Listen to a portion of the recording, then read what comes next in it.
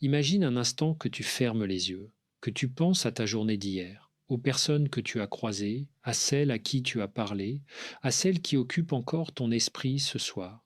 Maintenant, pose-toi cette question, une question simple en apparence, mais qui peut changer beaucoup de choses.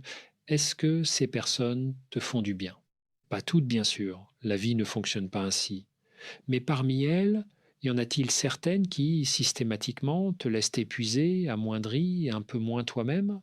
Des personnes après lesquelles tu raccroches le téléphone avec un poids sur la poitrine? Des personnes dont la présence, même bienveillante en apparence, finit par te vider de quelque chose que tu as du mal à nommer? Si tu as répondu oui, alors ce que je voudrais te partager aujourd'hui te concerne profondément. Nous allons parler des personnes que l'on a intérêt à tenir à distance passé un certain âge.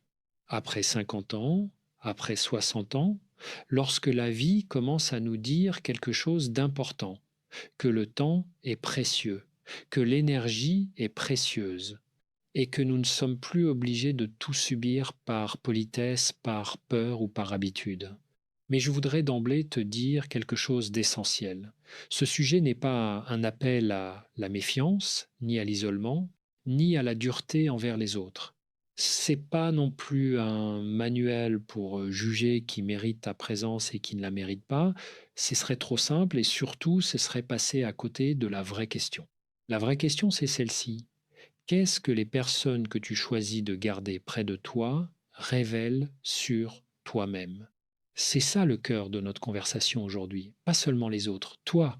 Ce que tes relations disent de ta façon d'exister, de tes peurs, de tes besoins profonds, de tes blessures encore vives ou déjà cicatrisées. Parce que les relations que nous entretenons sont un miroir, toujours. Et après 50, 60 ans, ce miroir devient particulièrement honnête si on accepte de le regarder. Alors installe-toi confortablement, prends quelques respirations et laisse-moi t'accompagner dans cette réflexion avec toute la douceur et l'honnêteté que ce sujet mérite. Commençons par le commencement. Pourquoi est-ce que à partir d'un certain âge, les relations changent de nature, changent d'importance? Quand nous sommes jeunes, nous construisons notre cercle social un peu comme on remplit un sac à dos avant un grand voyage. On prend beaucoup, on prend large. On ne sait pas encore exactement ce dont on aura besoin, alors on emporte tout, des amis de circonstance, des collègues, des connaissances de soirée, des relations héritées de la famille, des liens du passé qu'on n'ose pas couper, on accumule, et c'est normal, c'est même nécessaire. Cette accumulation fait partie de l'apprentissage de la vie sociale. On apprend à travers chaque relation, même les difficiles, même les douloureuses. Chaque lien nous enseigne quelque chose sur nous-mêmes et sur les autres. Mais vient un moment, et pour beaucoup d'entre nous, ce moment arrive autour de la cinquantaine, où quelque chose se met à changer, profondément, silencieusement, comme un tri naturel qui s'opère en nous. On commence à se fatiguer plus vite des relations superficielles, on commence à ressentir physiquement, pas seulement émotionnellement, le poids des interactions négatives. Une soirée passée avec une personne toxique peut nous coûter 2 jours de récupération. Une conversation tendue peut nous habiter pendant des heures. Le corps, lui aussi, vieillit et le corps ne ment pas. Les chercheurs en psychologie ont un mot pour ça. Ils parlent de la théorie de la sélectivité socio-émotionnelle développée par la chercheuse Laura Carstensen. C'est une idée fascinante. Elle dit ceci: plus nous avançons en âge, plus nous prenons conscience que le temps devant nous est limité. Et cette prise de conscience, loin d'être morbide, produit quelque chose de très sain. Elle nous pousse à privilégier la qualité sur la quantité dans nos relations. Autrement dit, en vieillissant, nous devenons plus sélectifs, pas par méfiance ou par fermeture, mais par sagesse, par connaissance de soi, par respect de notre propre énergie vitale. Et c'est là que notre question prend tout son sens. Quelle personne mérite cette énergie de plus en plus précieuse? Et quelle personne, au contraire, nous en coûte plus qu'elle ne nous en apporte? Je voudrais maintenant te parler de ce que j'appelle les profils épuisants. Pas des personnes mauvaises en soi, je tiens à le préciser, rarement des personnes malveillantes, le plus souvent des personnes qui souffrent elles-mêmes, qui ont leurs propres blessures, leurs propres peurs, mais des personnes dont la façon d'être dans la relation finit par nous abîmer si nous n'y prêtons pas attention. Le premier profil, c'est ce que j'appellerais le vampiriseur émotionnel. Tu le reconnais peu être, c'est la personne qui, à chaque fois que tu la vois ou que tu lui parles, transforme l'échange en monologue. Son monologue, elle arrive avec ses problèmes, ses plaintes, ses inquiétudes, ses récits, et elle repart 1 heure plus tard, légèrement soulagée, pendant que toi, tu te retrouves avec le poids de tout ce qu'elle t'a confié. C'est, c'est pas une relation, c'est une transfusion émotionnelle dans un sens. Je pense à une patiente que j'ai accompagnée il y a plusieurs années, une femme de 62 ans, vive, généreuse, pleine d'humour. Elle me parlait d'une amie de longue date qu'elle connaissait depuis l'université, 40 ans d'amitié, et elle me disait, Christophe, je ne comprends pas pourquoi j'appréhende de plus en plus de lui téléphoner. Je me sens coupable. C'est ma meilleure amie. Quand on a commencé à explorer cette relation ensemble, quelque chose d'intéressant est apparu. À chaque appel téléphonique, cette amie racontait ses difficultés, ses douleurs, ses angoisses. Jamais elle ne demandait comment allait ma patiente. Et si ma patiente essayait d'aborder quelque chose de personnel, l'amie ramenait rapidement la conversation à elle-même. C'était pas de la malveillance, c'était une blessure, une immense insécurité intérieure, mais le résultat pour ma patiente était le même. Chaque interaction la laissait vidée, fatiguée, un peu triste, sans savoir pourquoi. Le vampiriseur émotionnel ne prend pas en sachant qu'il prend. Il aspire de l'énergie comme certaines plantes absorbent la lumière, instinctivement, naturellement. Mais les plantes qui poussent à l'ombre finissent par priver les autres de soleil. Qu'est-ce que cette relation révèle de toi si tu la maintiens coûte que coûte? Souvent, elle révèle un besoin d'être nécessaire, un besoin d'être utile qui peut avoir des racines très profondes. Parfois, une éducation qui t'a appris que l'amour se mérite par le sacrifice. Parfois, une peur de la solitude qui te fait accepter n'importe quelle forme de relation, même épuisante, plutôt que d'affronter le vide. Et c'est là que la question devient vraiment intéressante. Parce que en te demandant pourquoi tu tolères cette relation, tu commences à apprendre quelque chose d'essentiel sur toi-même. Passons maintenant au deuxième profil, celui que j'appellerais le destructeur subtil. Contrairement au vampiriseur qui t'épuise par excès de demande, le destructeur subtil t'abîme par une forme de dénigrement doux, presque imperceptible, des petites piques habillées en humour, des comparaisons légèrement défavorables, des remarques qui semblent anodines mais qui, ajoutées les unes aux autres, finissent par construire quelque chose de lourd. Tu es sûr de toi là-dessus? Dit avec un sourire légèrement condescendant. Ah, c'est intéressant, mais moi je pensais que, suivi d'une correction systématique. Tu as toujours été comme ça, c'est vrai, un peu dans les nuages. Ces phrases ne semblent rien. Prises une à une, elles sont presque insignifiantes, mais elles s'accumulent. Et elles finissent par faire quelque chose de très précis, elles entretiennent le doute sur soi-même. Le destructeur subtil n'est pas toujours conscient de ce qu'il fait. Parfois il l'est, mais souvent il agit depuis un endroit de sa propre insécurité. Diminuer les autres, c'est parfois la façon qu'ont certaines personnes de se sentir plus grandes. Ce qui est particulièrement difficile avec ce profil, c'est que, il se cache souvent derrière des liens forts. Un frère, une sœur, un ami d'enfance, un ancien collègue, des gens dont tu ne remets pas facilement en question la présence dans ta vie parce que l'histoire est longue et que la rupture te semblerait disproportionnée. Mais je voudrais te poser cette question, après avoir passé du temps avec cette personne, est-ce que tu te sens plus léger ou plus lourd? Est-ce que tu te sens plus confiant ou plus hésitant? Est-ce que tu te sens vu ou est-ce que tu te sens réduit à une version de toi-même que tu n'aimes pas beaucoup?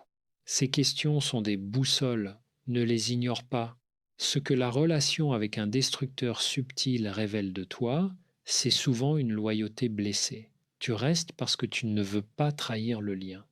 Tu restes parce que tu te souviens de qui cette personne a été ou de qui tu espères qu'elle redeviendra. Tu restes parce que partir, c'est admettre que quelque chose est irréparable. Et cette admission-là est douloureuse, mais rester coûte quelque chose aussi. Il faut juste décider de quel côté le coup est plus supportable. Si ce contenu te parle, si ces réflexions t'accompagnent dans quelque chose que tu vis en ce moment, je t'invite à le partager avec quelqu'un que tu connais et qui pourrait en avoir besoin. Et si tu ne l'as pas encore fait, abonne-toi pour continuer à avancer ensemble dans cette direction. Parlons maintenant d'un troisième profil qui peut être le plus complexe de tous. C'est ce que j'appelle le nostalgique encombrant. C'est pas une personne mauvaise, loin de là. C'est souvent quelqu'un que tu aimais sincèrement, que tu aimes peu être encore d'une certaine façon, mais c'est une personne qui te retient dans un passé que tu as besoin de dépasser. Chaque conversation avec elle est un voyage en arrière. Elle te rappelle sans cesse qui tu étais il y a 20 ans, 30 ans. Elle maintient vivante une image de toi que tu n'habites plus. Elle te parle de tes anciennes façons de penser, de tes anciens choix, de tes anciennes peurs, comme si rien n'avait changé, comme si toi, tu n'avais pas changé. Et parfois, inconsciemment, cette relation devient une prison dorée, une façon de rester attaché à une version de toi-même qui est peu, être plus confortable que celle que tu es en train de devenir. Il y a quelque chose de très humain là-dedans. La nostalgie est une émotion belle et importante. Elle nous connecte à notre histoire, à nos racines, à nos amours passés. Mais la nostalgie peut aussi être une anesthésie, une façon d'éviter le présent ou pire, l'avenir. Certaines personnes autour de nous ont intérêt à ce que nous ne changions pas, parce que si nous changeons, leur propre immobilisme devient plus visible. Si tu évolues, si tu travailles sur toi-même, si tu t'autorises à grandir encore à 60 ans ou 70 ans, tu déranges imperceptiblement ceux qui ont choisi, eux, de ne plus bouger. Ce que cette relation révèle de toi, elle révèle parfois un besoin de cohérence identitaire. On a tous besoin de sentir que nous sommes le même être à travers le temps. Mais il y a une différence entre cohérence et immobilisme. Être fidèle à soi-même ne veut pas dire rester identique à soi-même. Ça veut dire rester connecté à ses valeurs profondes tout en permettant à son être de s'approfondir, de s'affiner, de s'élargir. Alors si tu as dans ta vie des personnes qui t'empêchent, même sans le vouloir, d'être pleinement qui tu es aujourd'hui, il est peut être temps de regarder ça en face. Je voudrais maintenant te parler d'un quatrième profil qui est, dans mon expérience clinique, l'un des plus dévastateurs sur le long terme. Je l'appelle le pessimiste chronique. Attention, il ne faut pas confondre la mélancolie naturelle, la tristesse légitime, le réalisme lucide avec ce dont je veux te parler. La vie comporte des souffrances réelles. Il y a des moments où la tristesse ou l'inquiétude sont tout à fait justifiées et un ami qui traverse une période difficile mérite notre soutien, notre présence, notre écoute. Non, ce dont je parle, c'est quelque chose de différent. C'est la personne qui, quelles que soient les circonstances, voit systématiquement le côté sombre des choses, qui, dès que tu partages un projet, une joie, une espérance, trouve immédiatement le problème, le danger, l'impossibilité. Oui, mais ça risque de ne pas marcher. Oui, mais tu as pensé à tout ce qui pourrait aller de travers. De toute façon, à notre âge, on ne peut plus vraiment espérer que les choses changent. Cette dernière phrase est particulièrement insidieuse quand on parle de relations passées 50 ou 60 ans, parce qu'elle utilise l'âge comme argument, comme si vieillir était synonyme de rétrécissement, de renoncement, de fin des possibles. C'est pas vrai. Et je le dis avec conviction parce que j'en ai vu des personnes qui se sont épanouies après 60 ans d'une façon qu'elles n'auraient pas imaginée à 40, des gens qui ont appris la méditation, la peinture, qui se sont réconciliés avec leur corps, qui ont eu des rencontres bouleversantes, qui ont trouvé un sens à leur vie qu'ils ne soupçonnaient pas encore. La vie ne se rétrécit pas avec l'âge, elle se concentre. Et dans cette concentration, il y a une densité qui peut être extraordinairement belle. Mais pour accéder à cette densité, il faut faire attention à qui on laisse entrer dans notre espace intérieur. Les pessimistes chroniques ont un pouvoir de contamination qui n'est pas symbolique. Il est réel, documenté, neurologique. Les émotions sont contagieuses, les humeurs se transmettent. Si tu passes plusieurs heures par semaine avec quelqu'un qui t'explique que le monde va mal, que les gens sont mauvais, que toi-même tu ferais mieux d'abandonner tes projets, une partie de toi va finir par l'intégrer, doucement, presque à ton insu. Ce que cette relation révèle de toi quand tu choisis de la maintenir, parfois une familiarité avec le négatif qui vient de loin. Des familles où le pessimisme était la norme, où espérer ouvertement était presque une imprudence, une naïveté, des environnements où montrer sa joie était suspect, des histoires personnelles marquées par des déceptions répétées qui ont fini par installer la méfiance envers le bonheur. Si ça te parle, si tu reconnais en toi cette familiarité avec le sombre, sache que c'est pas une fatalité, c'est une habitude, une très vieille habitude peut être. Mais une habitude, ça se réexamine, ça se transforme, et les personnes avec lesquelles tu choisis de passer du temps sont l'un des leviers les plus puissants pour commencer cette transformation.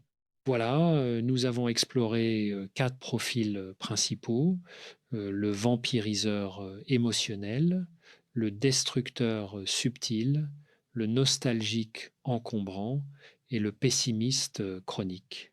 Maintenant, je voudrais qu'on s'arrête un instant, qu'on prenne un peu de recul, parce que jusqu'ici, nous avons beaucoup parlé des autres. Et je t'ai promis que nous parlerions aussi de toi. Si ce contenu résonne en toi, si tu reconnais certaines de ces descriptions dans des personnes de ton entourage, je t'invite à garder ce réflexe simple.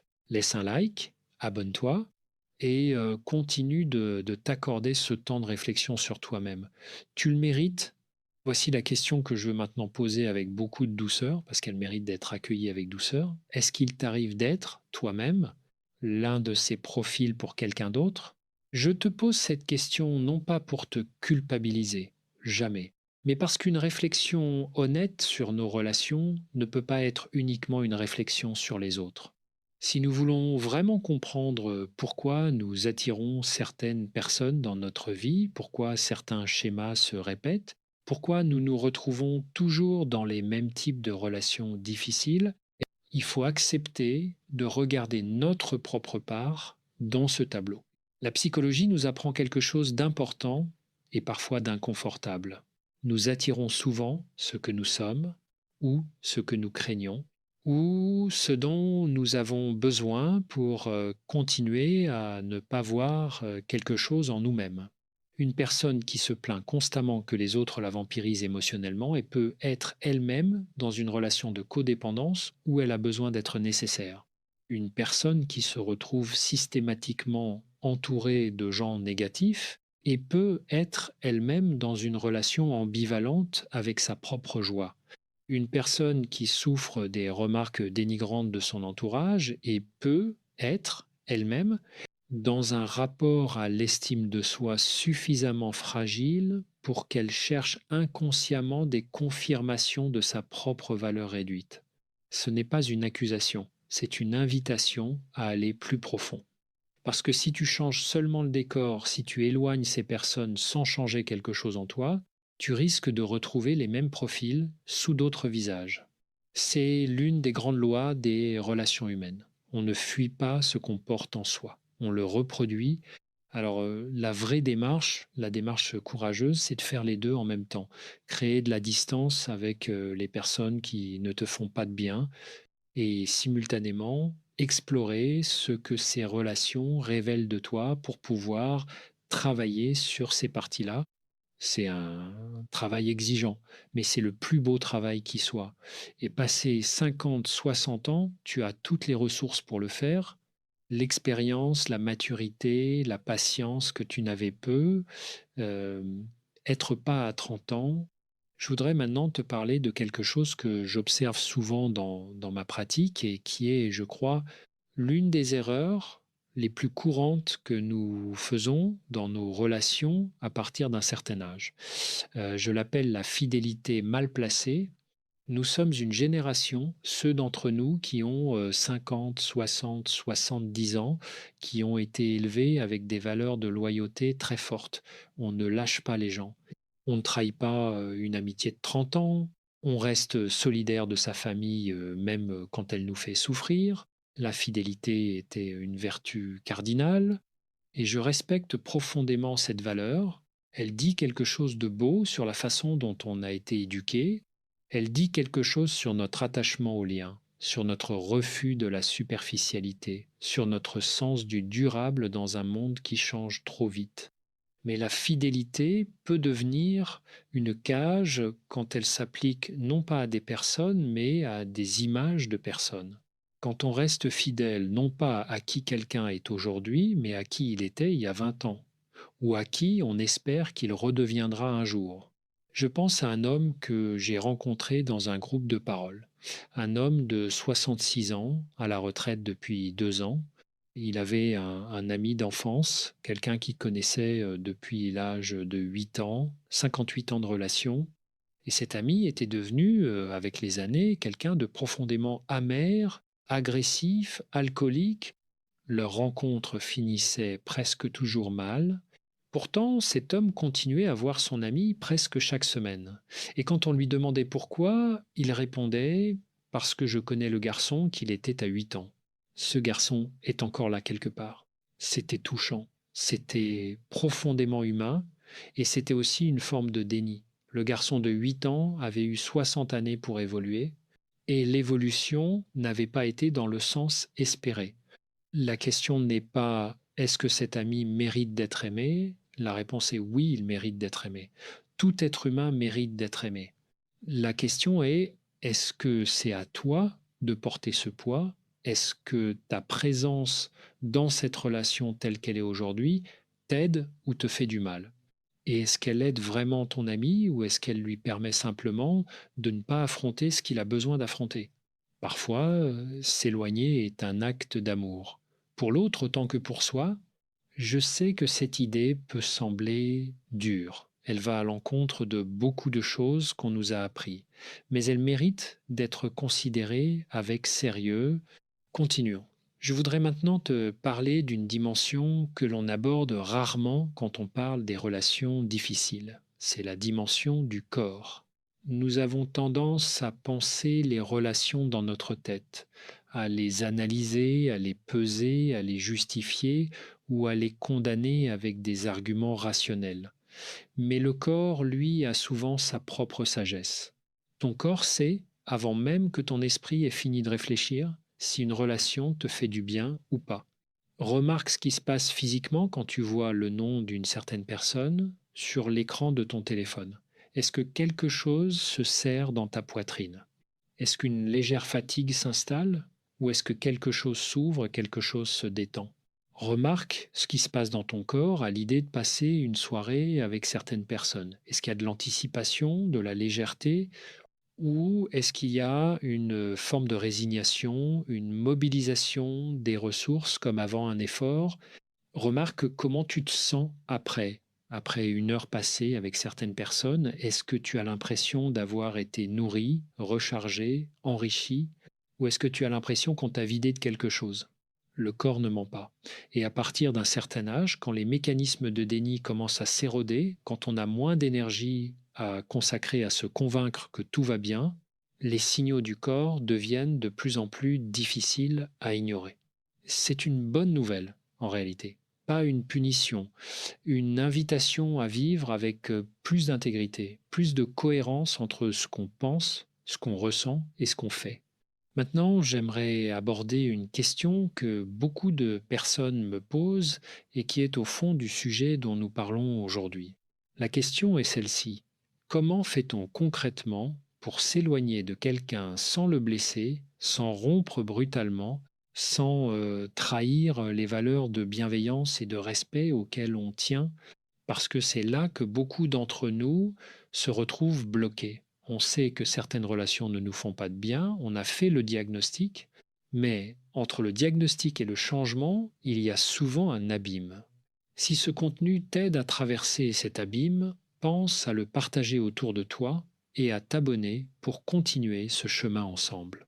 La première chose que je voudrais dire, c'est que l'éloignement n'est pas forcément une rupture. Ce n'est pas un interrupteur qu'on bascule d'un coup. C'est un volume qu'on baisse progressivement. On peut voir quelqu'un moins souvent. On peut raccourcir les conversations. On peut répondre avec moins d'immédiateté. On peut être moins disponible.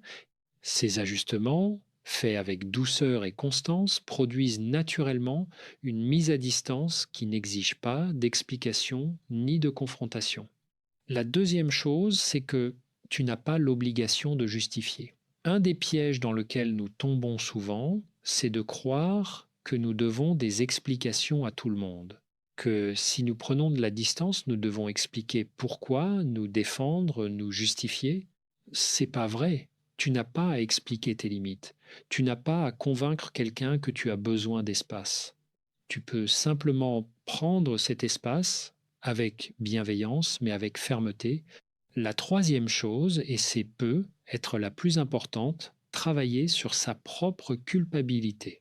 Parce que c'est elle, la culpabilité, qui nous garde souvent prisonniers de relations qui ne nous nourrissent plus. Une culpabilité parfois très ancienne. Une culpabilité héritée de messages reçus dans l'enfance. Ne blesse pas les autres, sois gentil, généreux, disponible, tes besoins à toi passent après. Euh, Ces messages avaient peu être un sens dans leur contexte d'origine, mais ils peuvent devenir des chaînes si on les applique sans discernement à chaque relation, à chaque étape de la vie. Prendre soin de soi n'est pas de l'égoïsme, c'est une condition préalable pour prendre réellement soin des autres. Un vase vide ne peut rien verser. Et si tu t'épuises à maintenir des relations qui te vident, tu finiras par ne plus avoir rien à donner à ceux que tu aimes vraiment, à ceux qui comptent le plus pour toi. Je voudrais maintenant te parler de l'autre côté du miroir, parce que jusqu'ici, nous avons beaucoup parlé des personnes à tenir à distance. Mais une vie relationnelle saine passée 50, 60 ans, c'est aussi et peut être surtout une question de qui on choisit d'accueillir, de cultiver, de chérir. Quelles sont les personnes qui font vraiment du bien? Ce sont les personnes qui te voient tel que tu es aujourd'hui, non pas comme tu étais, non pas comme elles voudraient que tu sois, celles avec lesquelles tu peux être imparfait sans te sentir diminué pour autant. Ce sont les personnes avec lesquelles le silence est confortable, celles avec lesquelles on peut rester sans rien dire, et que ce silence soit plein plutôt que vide. Ce sont les personnes qui te posent des questions, pas pour remplir un formulaire, pas par politesse automatique, mais parce qu'elles sont réellement curieuses de ta vie intérieure, de ce que tu penses, de ce que tu ressens, de ce que tu traverses. Ce sont les personnes dont la joie pour toi est sincère, qui se réjouissent réellement de tes bonheurs sans comparer, sans relativiser, sans trouver le moyen de ramener cela à leur propre histoire. Ce sont les personnes qui peuvent te dire une vérité difficile avec amour. Il y a une différence immense entre quelqu'un qui critique pour diminuer et quelqu'un qui dit une chose difficile parce qu'il tient à toi. La première forme de vérité te laisse plus petit. La deuxième, même si elle pique sur le moment, finit par te grandir. Et ce sont les personnes avec lesquelles le temps s'écoule différemment, les heures passent trop vite. Et quand tu les quittes, tu as l'impression d'avoir été rechargé, pas épuisé. Ces personnes existent, peut être que tu en as déjà dans ta vie et que tu ne leur accordes pas toute l'attention et le temps qu'elles méritent, parce que tu es trop occupé à gérer des relations qui te coûtent trop cher. C'est une des choses les plus intéressantes que révèle cet examen de nos relations. Parfois, le problème n'est pas l'absence de personnes nourrissantes autour de nous, c'est que nous leur consacrons trop peu de temps et d'énergie parce que les relations difficiles en absorbent trop. Quand tu libères de l'espace, quand tu baisses le volume de ce qui t'épuise, tu découvres souvent que cet espace était déjà habité par des personnes précieuses. Des personnes qui attendaient silencieusement que tu leur accordes vraiment ta présence. Permettons-nous maintenant une réflexion un peu plus personnelle. Parce que derrière tout ce que nous avons dit jusqu'ici, il y a une question encore plus profonde, une question qui concerne non pas nos relations, mais notre rapport à nous-mêmes. Est-ce que tu t'aimes suffisamment pour te protéger? Je sais que cette question peut sembler simple, voire naïve, mais dans la pratique, dans la vraie vie de tous les jours, elle est étonnamment difficile. Beaucoup de personnes qui m'ont été confiées, des hommes et des femmes de 50, 60, 70 ans, des gens qui ont vécu beaucoup, qui ont aimé, qui ont travaillé, qui ont construit, portent en eux un rapport à eux-mêmes qui est beaucoup plus difficile qu'ils ne le laissent paraître. Une voix intérieure qui dit: Tu n'as pas le droit de prendre de l'espace. Tu n'es pas assez important pour que tes besoins comptent. Qui es-tu pour choisir à qui tu accordes ton temps? Ces voix ne viennent pas de nulle part. Elles ont une histoire, des parents, des institutions, des expériences qui ont gravé ces messages dans nos fondations les plus profondes. Et ces voix-là, elles sont souvent le vrai obstacle. Pas les autres, pas les personnes difficiles autour de nous, mais la conviction profondément ancrée que nous ne méritons pas mieux. Si tu te reconnais dans ces mots, si quelque chose en toi dit oui en lisant ça, je voudrais te dire quelque chose avec toute la simplicité possible. Tu mérites des relations qui te nourrissent. Tu mérites d'être vu, entendu, respecté. Non pas parce que tu l'as mérité, non pas parce que tu as suffisamment performé ou donné ou sacrifié, simplement parce que tu existes, simplement parce que tu es là. C'est aussi simple et aussi révolutionnaire que ça.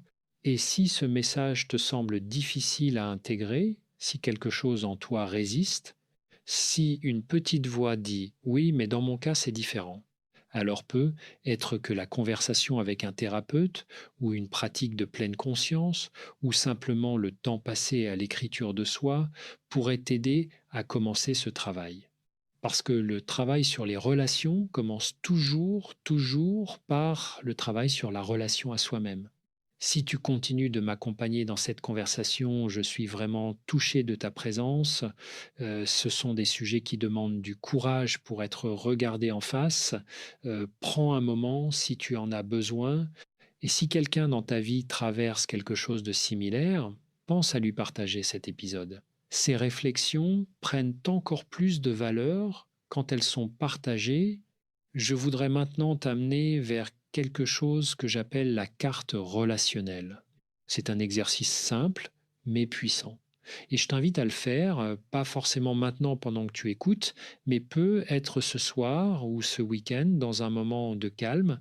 Prends une feuille de papier, trace un cercle au centre. Dans ce cercle, place ton prénom. Puis autour de toi, trace des cercles concentriques. Le premier cercle, tout près du centre, c'est celui des personnes les plus proches, les intimes. Ceux avec qui tu partages ta vie de façon quotidienne ou presque. Le deuxième cercle, c'est celui des relations importantes mais moins intimes. Des amis proches, de la famille élargie, des collègues précieux. Le troisième cercle, c'est celui des relations occasionnelles, des connaissances, des personnes que tu vois de temps en temps. Maintenant, pour chaque personne que tu places sur cette carte, pose-toi une seule question. Est-ce que cette personne est dans le bon cercle? Est-ce qu'elle est trop proche de ton centre alors qu'elle ne mérite pas cette proximité? Ou est-ce qu'elle est trop éloignée alors qu'elle devrait être plus près? Cet exercice peut être révélateur, il peut aussi être inconfortable, parce que parfois, en faisant ce travail, on réalise que certaines personnes très proches de notre centre occupent une place héritée plutôt que méritée, une place assignée par l'histoire plutôt que choisie par la liberté. Et la question n'est pas de les expulser, la question est de réajuster, doucement, avec respect, avec amour si possible, mais honnêtement. La carte relationnelle, c'est aussi une façon de voir les espaces vides. les places dans ton cercle intime qui sont peut être vacantes. Non pas parce qu'il n'y a personne, mais parce que tu n'as pas encore accordé à certaines personnes la place qu'elles pourraient réellement occuper dans ta vie. Vieillir bien, vieillir en paix, vieillir avec de la joie, c'est aussi apprendre à réajuster régulièrement cette carte, pas une fois pour toutes, mais comme un travail vivant, en mouvement, qui évolue avec toi. Nous approchons maintenant du terme de notre conversation d'aujourd'hui. Et avant de conclure, je voudrais revenir sur quelque chose que j'ai dit au tout début, parce que je pense il est important de ne pas s'en éloigner.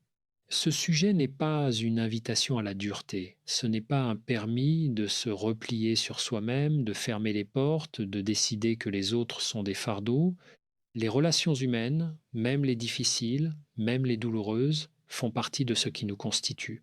Elles nous ont formés, transformés, abîmés parfois, mais aussi enrichis d'une façon que rien d'autre ne peut égaler.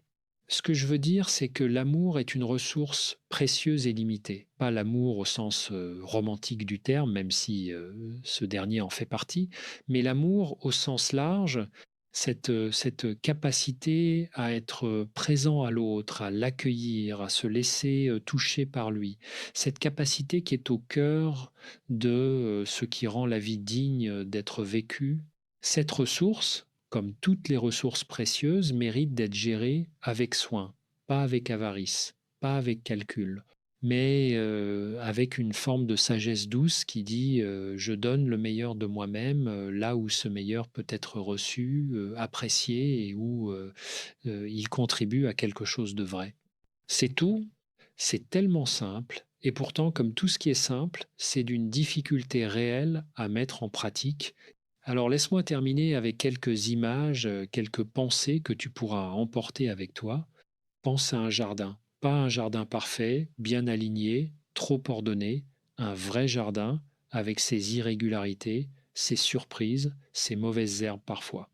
La personne qui s'en occupe ne coupe pas toutes les plantes qui lui semblent imparfaites, mais elle fait attention à ne pas laisser certaines plantes envahissantes prendre toute la place au détriment des fleurs qui ont besoin de lumière et d'espace pour s'épanouir.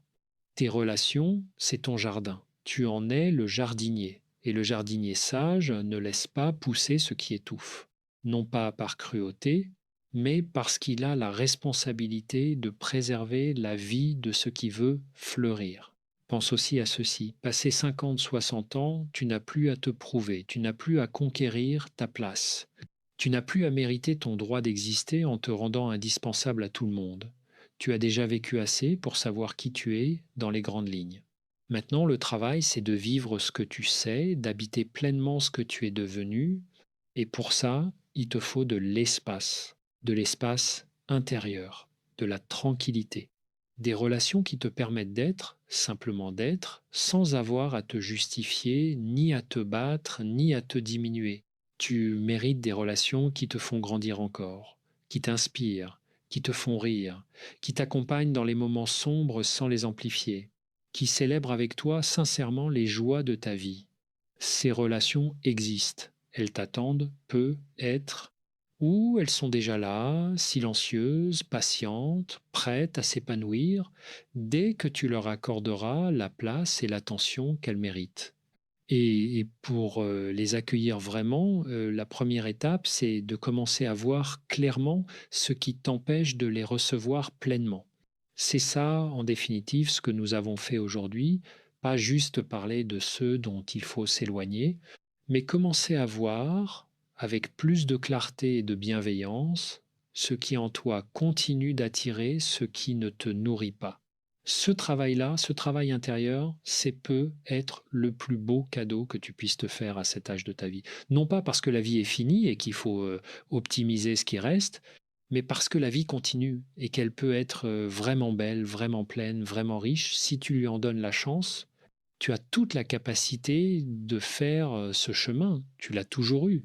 Merci de m'avoir accompagné jusqu'ici.